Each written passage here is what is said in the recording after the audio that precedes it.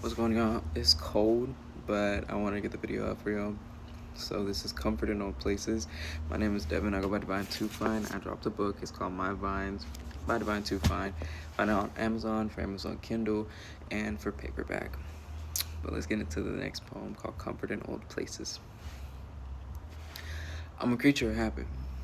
There are days I go back to what is familiar to me, so I know how to move easily.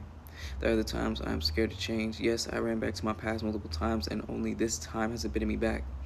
There are constant reminders of pain and things that I cannot erase. I can only grow from it. But how is it so easy for someone to stay in place of pain? I guess for me, pain and love exist equally. It's like they're on a pendulum going back and forth, exhausting the same energy to give back force. It's like love. That part where Klaus kept getting hit by the cars each and every time on a constant loop until he grew, is that feeling. But then love also feels like fresh sheets and a new pair of shoes, a car that doesn't break down on you because of the Texas heat. It's reliable. It's peaceful. It's so many things that if I were to do every single thing, I would be still wrong. Because that's love. It's so many things and not enough things. I used to quote A Walk to Remember by Nicholas Sparks. It was my reassurance lines or pickup lines in the middle of a relationships. Love is like the wind. You don't see it, but you feel it and know it's there. When I stopped saying it, I realized I wasn't in love or beloved in it anymore. So I went back to my comfort zone.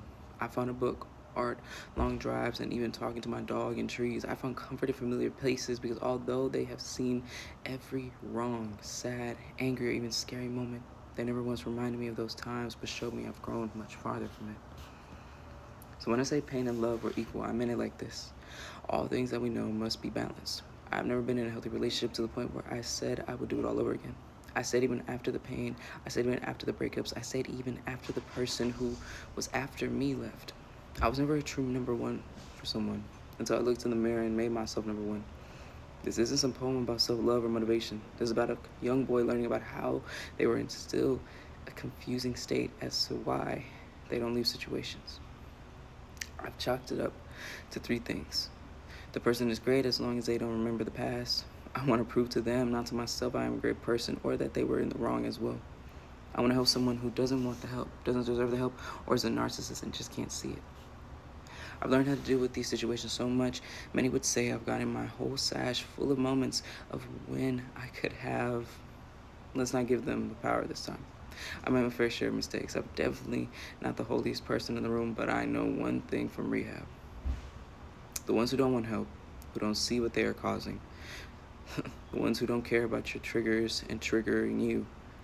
Anyways, those are the ones you shouldn't be crying or feeling sad because you caused it. And most of all, the ones who tell you you're something you're not. Honestly, just honestly, are the ones you can't find comfort in.